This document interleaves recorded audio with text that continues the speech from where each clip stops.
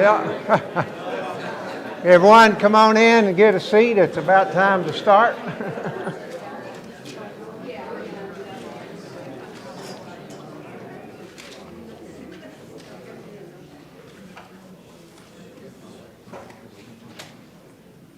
All right. That worked that time. Thanks.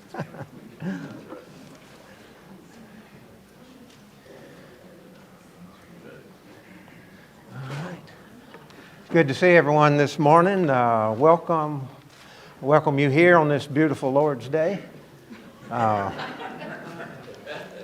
Sort of reminds me, I guess, it goes well with the lesson we're talking about. You know, into our lives, rain falls once in a while, doesn't it?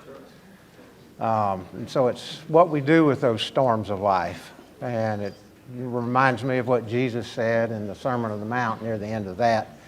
Matthew 7:24 says, anyone who hears these words of mine and puts them into practice is like a wise man who built his house on the rock. They're having trouble hearing me, Dennis. Can you? Anyone else having trouble?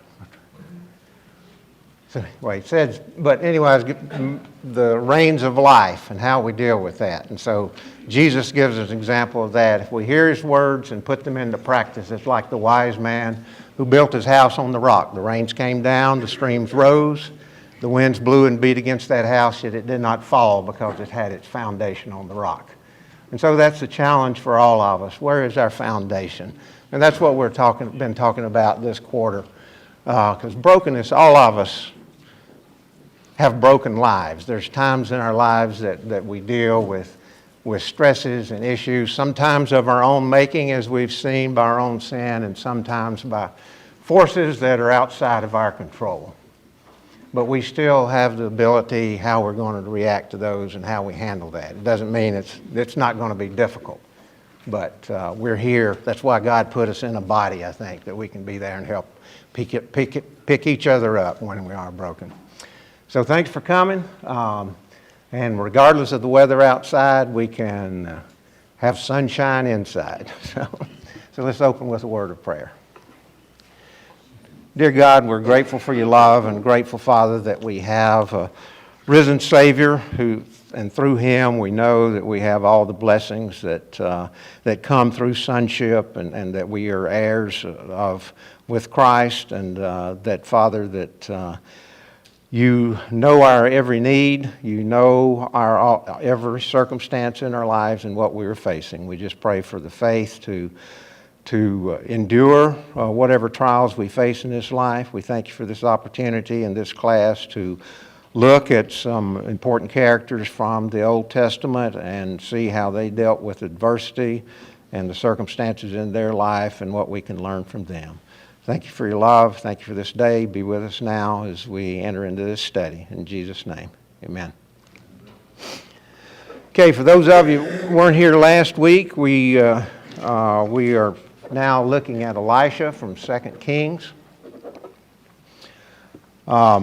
Last week we just talked a little bit about background and setting the stage for the times that we're talking about here. Elisha was the successor to Elijah, and that's what we will be looking at today in his early ministry.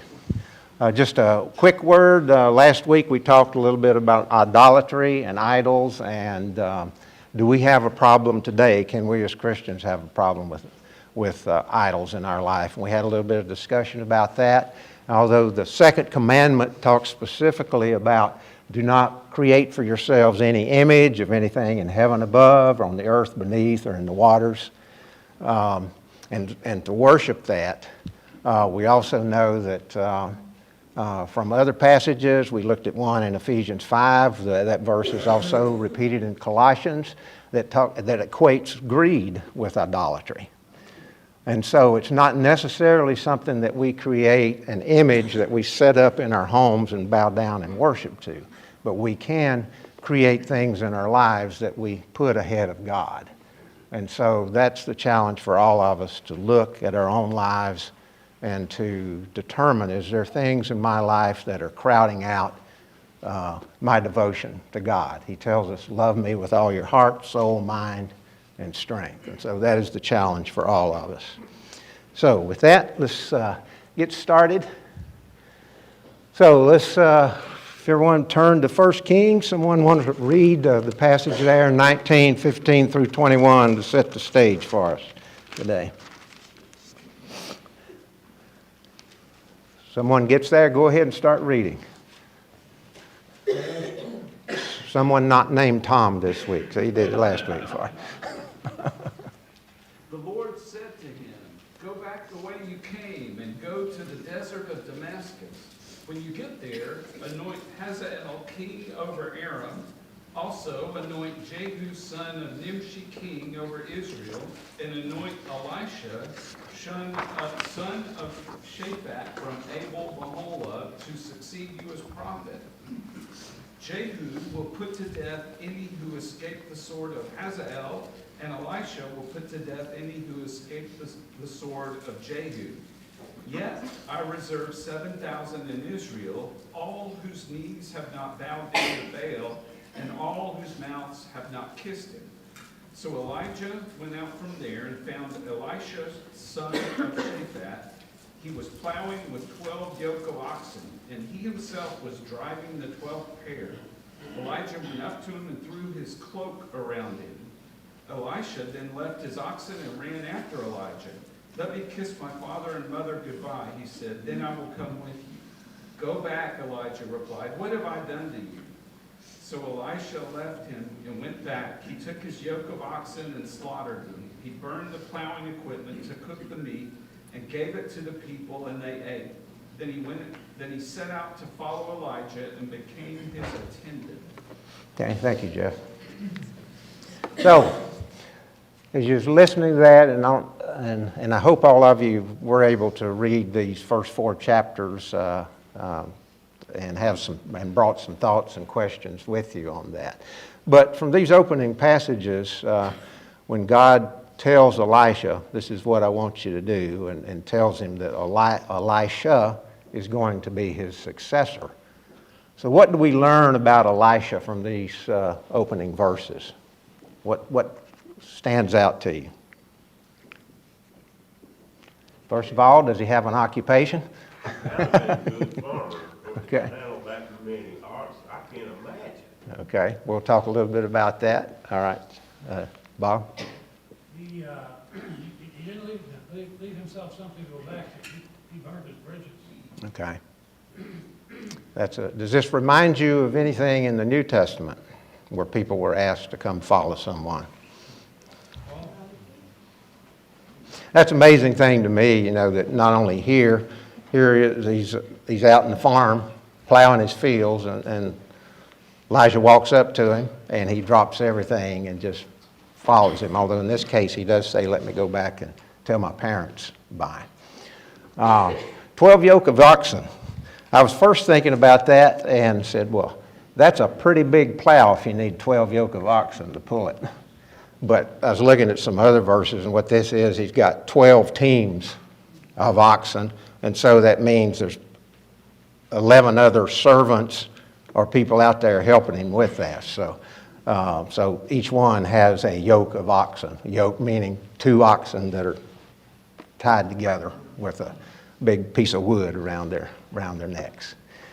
And so does that maybe indicate that he might have been a pretty wealthy farmer if he's got that many oxen and servants to help him in his fields, possibly? We don't know for sure, but that may be an indication of that.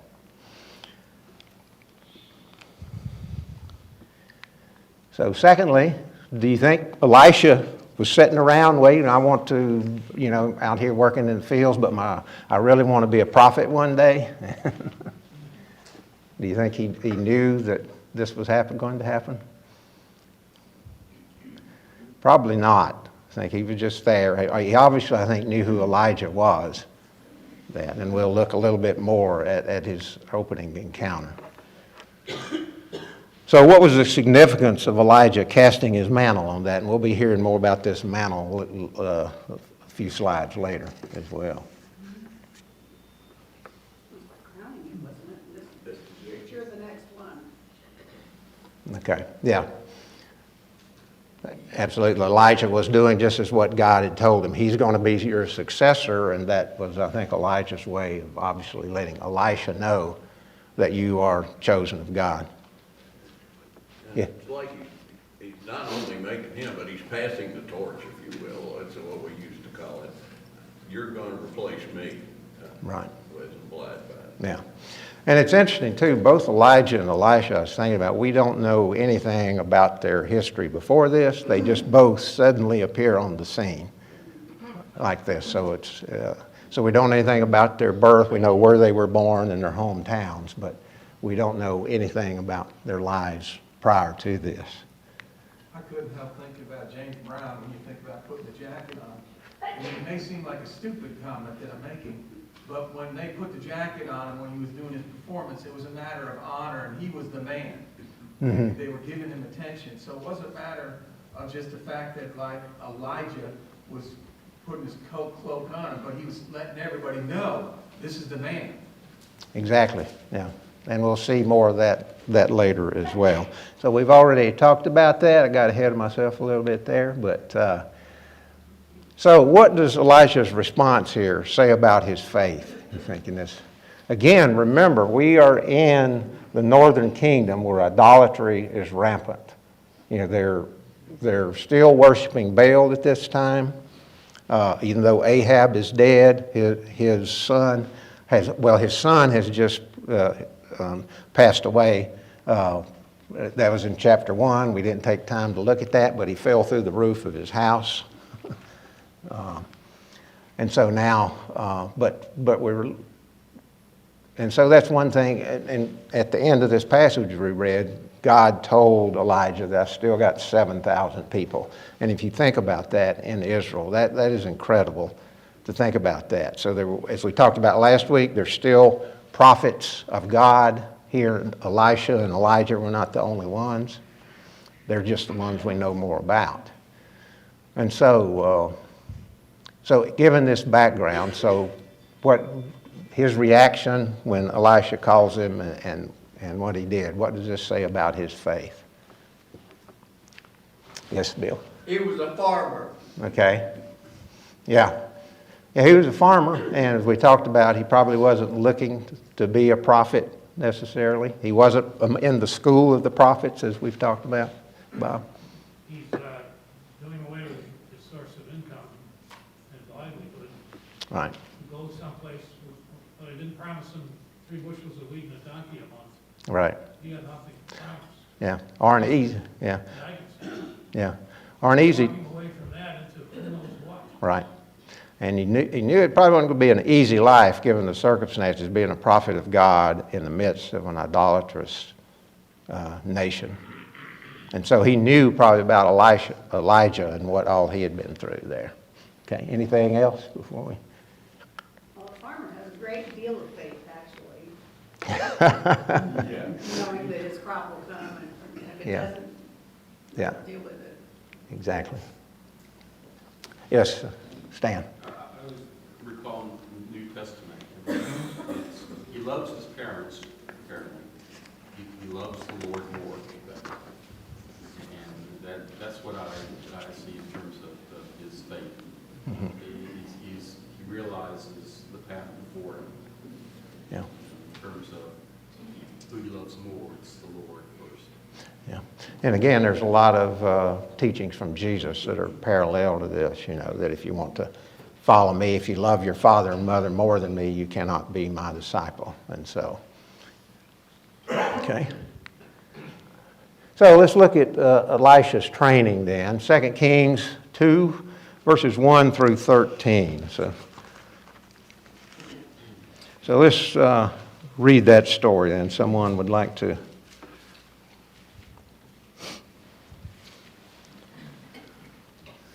Anyone there? Go ahead, Jack.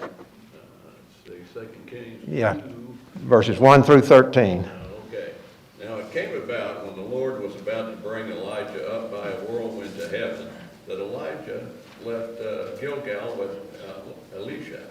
And Elijah said to him, "Stay here, please, for the Lord has sent me as far as Bethel." But Elisha said, "As surely as the Lord lives, and as you yourself live, I will not leave you." So they went down to Bethel. Then the sons of the prophets who were at Bethel went out to Elisha and said to him, Are you aware that the Lord will take away your master from over you today? And he said, Yes, I am aware. Say nothing of it. And Elijah said to him, Elisha, please stay here, for the Lord has sent me to Jericho. But he said, As surely as the Lord lives, and as you yourself live, I will not leave you. So they came to Jericho. Then the sons of the prophets who were at Jericho approached Elisha and said to him, Do you know that the Lord will take away your master from over you today? And he answered, Yes, I know. Say nothing about it. And Elijah said to him, Please stay here, for the Lord has sent me to the Jordan. But he said, As surely as the Lord lives, and as you yourself live, I will not leave you. So the two of them went on. Now the 50 men of the sons of the prophets went and stood opposite them at a distance, while the two of them stood by the Jordan. And Elisha took his coat, folded it, and struck the waters. And they were divided here and there, so that the two of them crossed over dry ground. When they had crossed over, Elijah said to Elisha, Ask me what I should do for you before I am taken from you. And Elisha said, Please, let a double portion of your spirit be upon me. He said, You have asked a hard thing. Nevertheless, if you see me when I am taken from you, it shall be so for you. But if not, it shall not be so. And they were walking along talking. Behold, a chariot of fire appeared with horses of fire, and they separated the two of them. Then Elijah went up a whirlwind to heaven, and Elisha was watching it, and he was crying out, My father, the chariot of Israel and its horsemen. And he did not see Elijah again. Then he took hold of his own clothes and tore them in two pieces. He also took up the coat of Elijah that had fallen from him, and he went back and stood by the bank of the Jordan. Then he took the coat of Elijah that had fallen from him and struck the waters and said, Where is the Lord, the God of Elijah? And when he also had struck the waters, they were divided here and there, and Elisha crossed over. Okay. There's Yeah, that's all right. That's all right. So this is a pretty dramatic story, and you can imagine what that would have been like. That he's been, we don't know exactly how much time has transpired from his initial calling when Elijah met him in the field. But obviously God had made it known, not only to Elisha, but also here we see the sons of the prophets being mentioned. And so basically what this is essentially Elijah's farewell tour.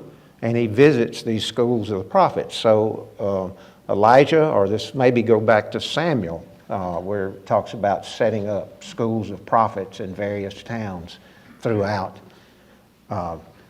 Israel at that time. So he's going back to visit them, probably to minister to them, and they know that he's about to be taken from them. And so God had revealed that to him as well. So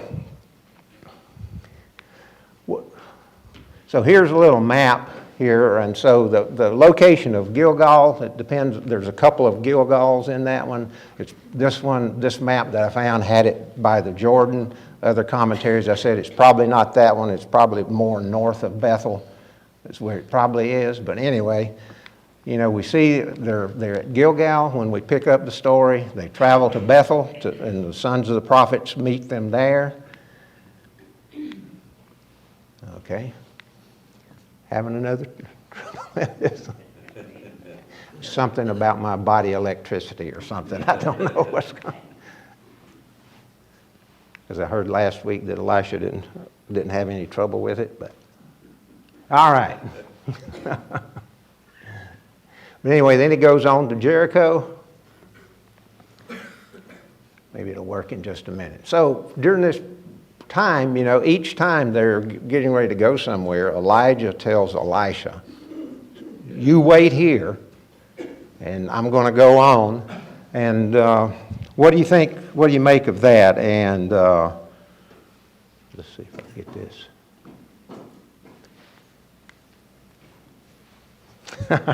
Dennis, I don't know what's going on, but he'll do that. And so each time Elisha refuses to go with him. So what do you make of that? Any thoughts? Why would Elijah ask him to do that? Yes, Bill?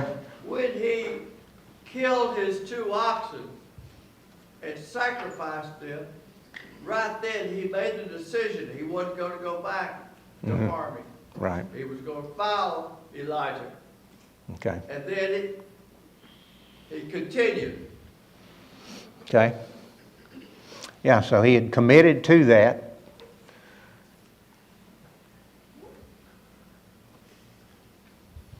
So what are some possibilities? Anyone won't dwell on this too long? Yes, Suzanne.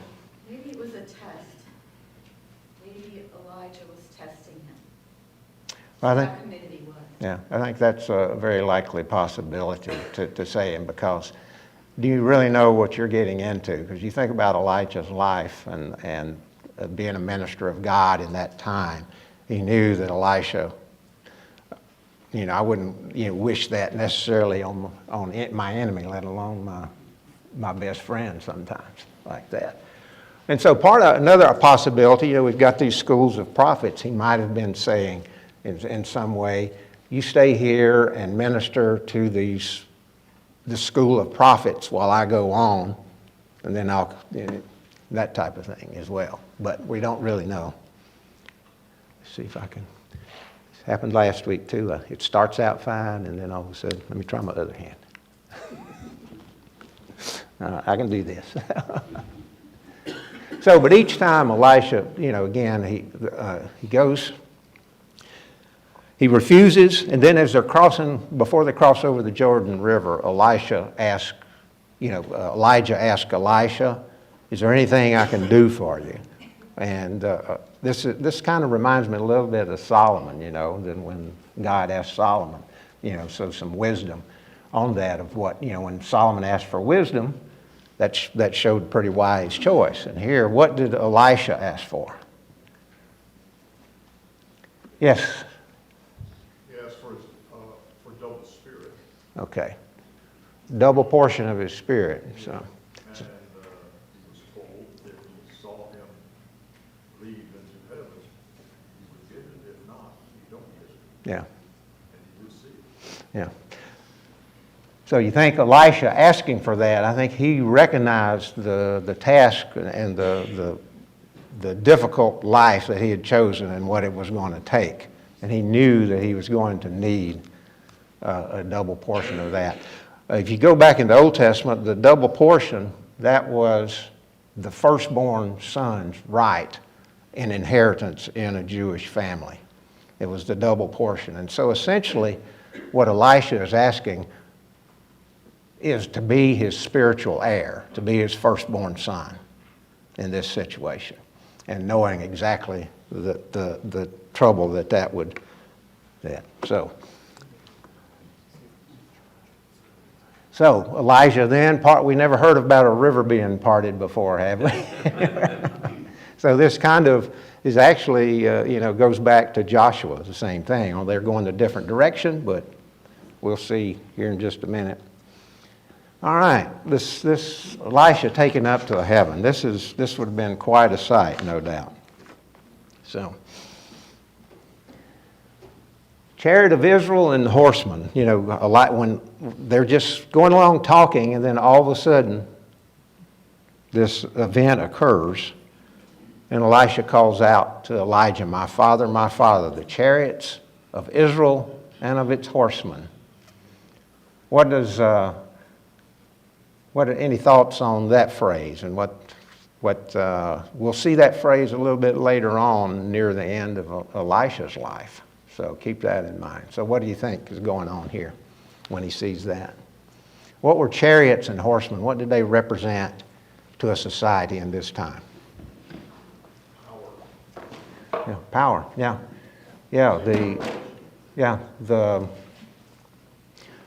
Chariots and horsemen, that was military might, military strength. Those were the ultimate weapons of war during this time. That army strength was measured on basically how many chariots and horsemen it had. And so Elisha, let's see if you can, see if it works for him. Okay? All right.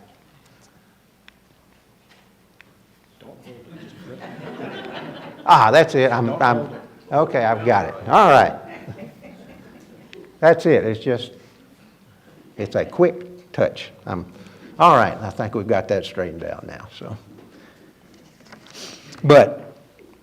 And so is Elisha in this way representing what the true strength of Israel is in this case? That it's not in how many horses and chariots that the king has, but it's in the prophets of God. And, God, as we've learned through this whole study going back to Judges, that the people were oppressed, God would send them a judge, or now a prophet during these times, to call them back to God and to work and to do that. And so the real strength is in the prophet here, as he represents God. And we'll see a little bit later on, too, in the story, too, of where Elisha is faced with a difficult situation, and his servant ask him, what are we going to do in this situation? And so, getting a little bit ahead, but we'll do that. Okay, so we did that. So how do God's chariots and horsemen compare to those of any nation? No comparison at all. I mean, we see in the Bible a number of times what one angel can do, and so let alone an army of them. So, all right. So let's look down as Elisha begins his ministry. So they've gone back over, and so we see the sequence of events basically reversed here. Now that Elijah is gone, Elisha takes up the mantle. It fell, he saw Elisha part. The mantle fell, he picks it up. And then he goes back and crosses the Jordan.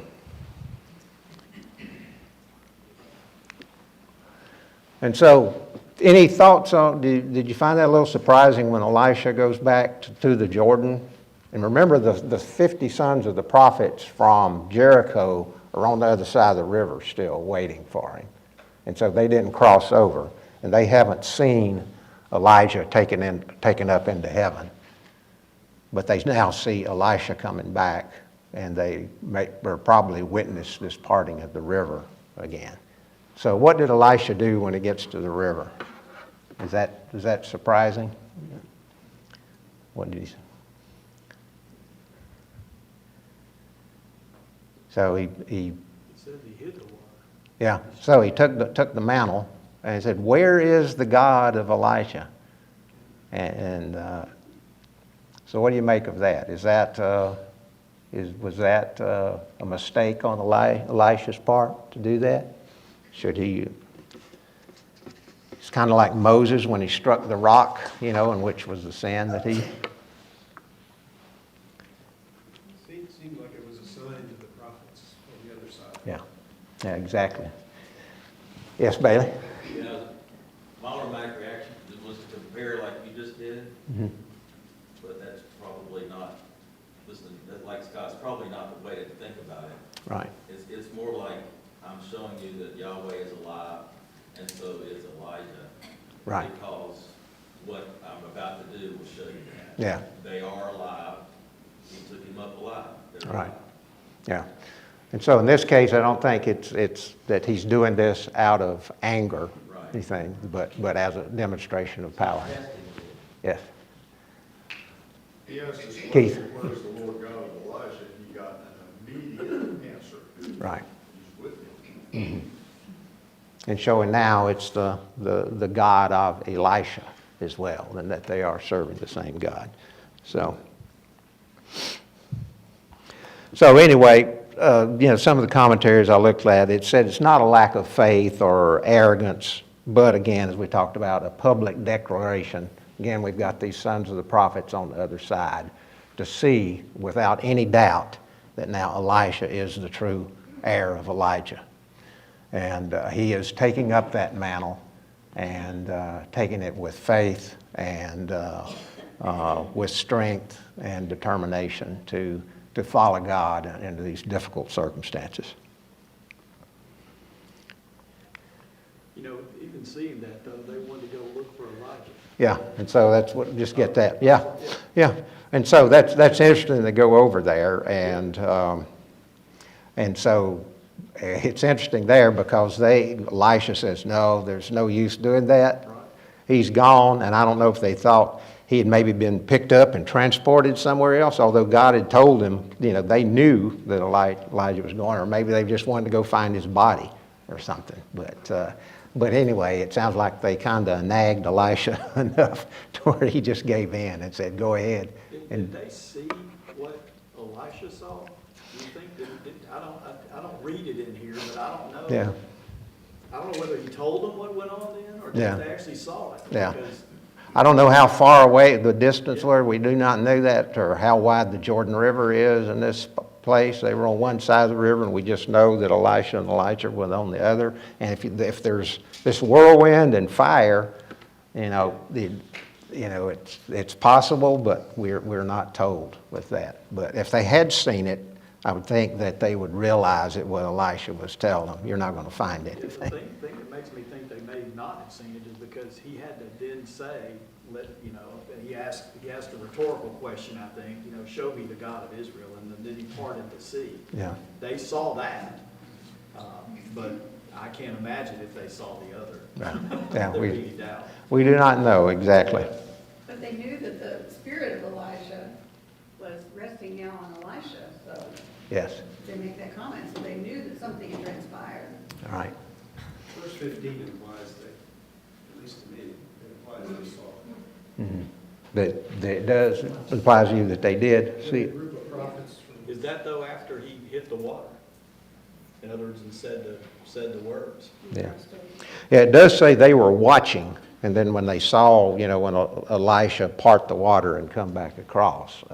So it's possible that they did see this, but at any event, they were still wanting to go search for Elijah's body for some reason, Yeah. which, and I suppose it'd been a long time since God had taken someone directly into heaven.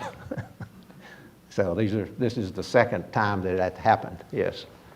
It seems that the question is whether he was placed on another mountain, whether he really did disappear and go be with Yahweh, Yeah. or whether he was just taken somewhere else out of their sight. Yeah, And so the miracle that I think Elisha is doing is to give proof that he is with Yahweh. yeah, He left just like he said he would. yeah, He didn't just, and I can imagine, we would doubt it too, right? Exactly. It don't make sense. Yeah. He just went somewhere else across the Jordan and we'll never see him again. right, But that's not what happened. He really went up with Yahweh.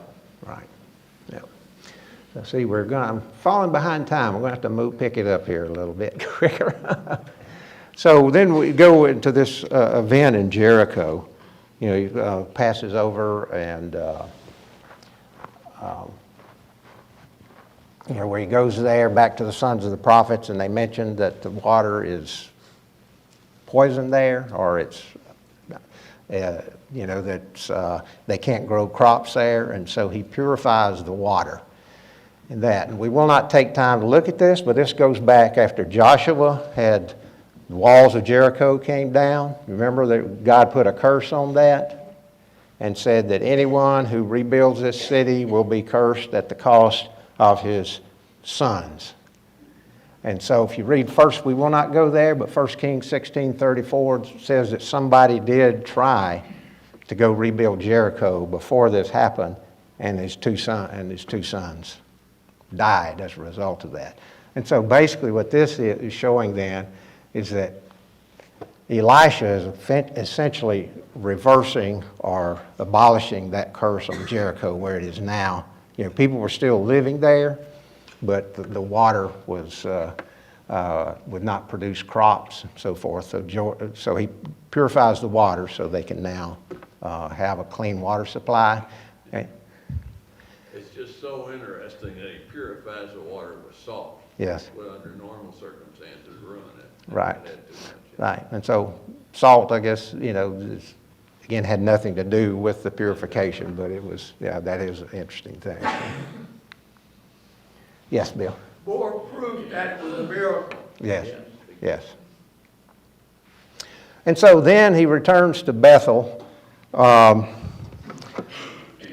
And this is the case where we didn't read it. I hope you read it this week, though. But as he was going on to Bethel, a mob of boys come out of the city and start mocking him, telling him to go up, you bald head, is what they're telling him. So it's just some kind of term of derision. He could be saying, just get on out of here, keep going, or they could be even say if they had heard about Elijah, possibly Elijah going up into heaven, so why don't you just do that too? But this is an interesting story. We won't have time to talk about it much here, but he calls a curse. He calls 2 bears that come out of the woods and maul this group of boys, in which said 42 of them were injured. So this was a huge group of boys. So was that a little bit of overkill on his in his?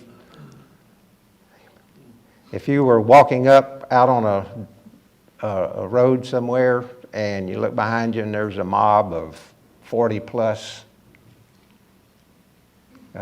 boys, probably 10, 12 years old, something like that, coming out, taunting you, and you think they had anything good in mind? Well, once it survived, it knew not to irritate the prophets anymore. Yeah. They did learn a lesson, those Yeah. that survived. Yeah.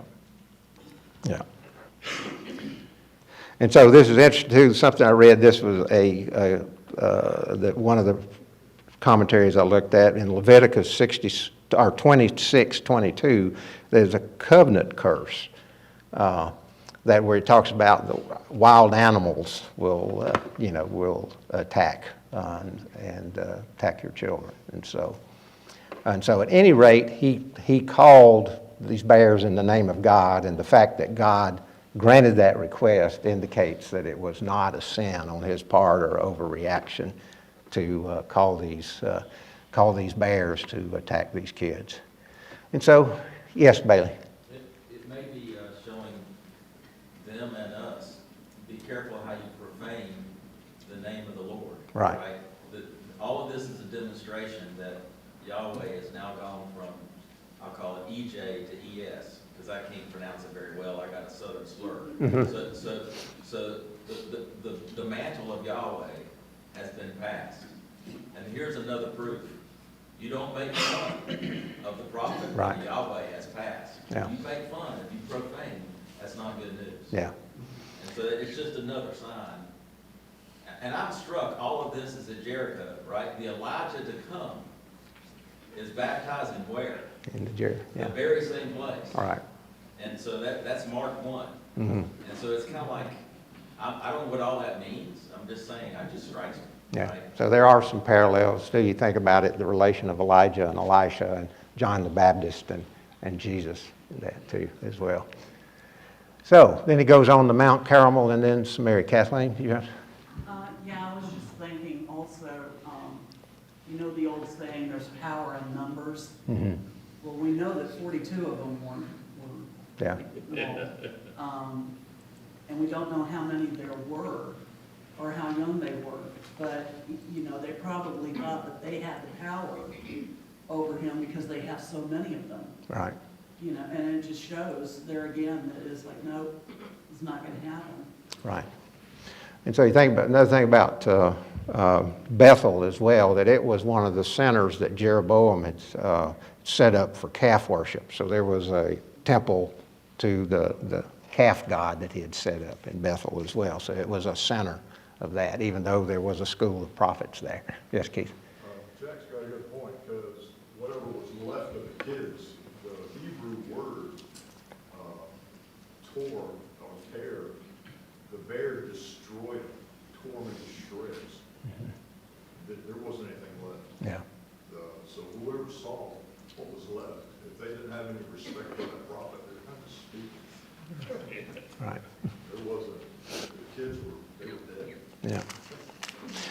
Well, I see we are going to run out of time today. I apologize for that, but I appreciate your comments and discussion.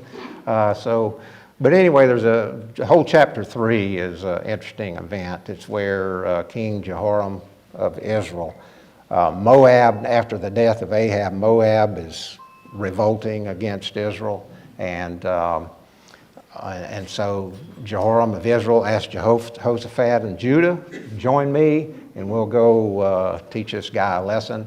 So they go, marching. So they march for 7 days through the desert of Edom. So they go take this southern route down through the desert, through Edom, and back up into Moab. And they're out there 7 days. They're without water, so their men and their horses and so forth need water. And Elisha, for some reason, happens to be with this company as they're marching along because someone asked about that. Jehoshaphat asked if there's a prophet.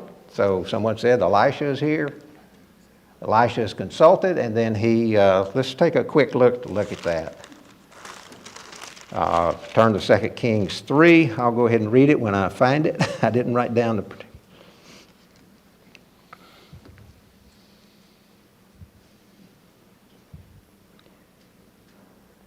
Okay, so starting in verse 12, Jehoshaphat said, the word of the Lord is with him. So the king of Israel and Jehoshaphat and the king of Edom went down to him. And Elisha said to the king of Israel, what do we have to do with each other? Go to the prophets of your father and the prophets of your mother. No, the king of Israel answered, because it was the Lord who called us 3 kings together to hand us over to Moab. And Elisha said, as surely as the Lord Almighty lives, whom I serve, if I did not have respect for the presence of Jehoshaphat, king of Judah, I would not look at you or even notice you. But now bring me a harpist. And so Elisha goes ahead and said, for the sake of Jehoshaphat, I do think. But he did not have much respect at all for the king of Israel at this time. And so they go and then they rout Moab. But he did show respect for it. Now, we will not have enough time to go through this, Kings 4, but it's interesting here. In this 2 Kings 4 is one event after another. We see Elisha dealing with people who are desperate. The first one is the widow's oil. We may kind of pick this up a little bit more next week. This widow, she was a widow of one of the sons of the prophets. Jewish tradition has that it was Obadiah, we don't know for sure, who was mentioned earlier, who served in Ahab's court and who had previously hid 100 of the sons of the prophets from Jezebel. We do not know, but she's in dire straits. This reminds me of some of the miracles that Jesus had performed as well, and taking the widow's oil. He tells her to have go collect some jars. They have what do you have? Said, I've got a little bit of olive oil. And so they get jars, go in, close your door, and start pouring out of that little jar. And they fill up all these other jars of oil, sell it, and are able to pay her debt. This Shunammite woman, she is given more text here than most of the kings are that we have. So that may indicate that there's something very interesting about her. Guys, again, we're out of time, so we will... anyone have any that's read this? Any thoughts on there, if you'd like to? She was a wealthy woman. She saw Elisha going through town a lot, and she was hospitable to him. She actually built a little roof on her house where he could come and stay while he was there. She was a wealthy woman. He sends his servant and said, what can we do for you? And she said, well, I live among my own people. I really don't have anything that I need. And his servant told Elisha, well, she doesn't have a son. And so this is another thing we see many times, the childless woman. And so Elisha tells her, you're going to have a son. And she kind of thinks, don't play games with me, don't kid me. She's thinking that is impossible. She does. The son, a little later on, some years later, actually dies. And so this is where one of the things where Elisha goes back. Very interesting story. So anyway, there's a poisoned stew. Again, feeds 100 men. So again, this chapter is very much like some of the chapters in the New Testament with Jesus, where we see one miracle after another. And so we're out of time. We may pick up with this a little bit next week, so I apologize for that. We didn't even get to my last slide here, which I was hoping we could. But anyway, just thinking, do we, as God's followers, enjoy exemption or protection from suffering? And so we do not. But rain is coming, so be prepared. Thanks for your attention and your discussion.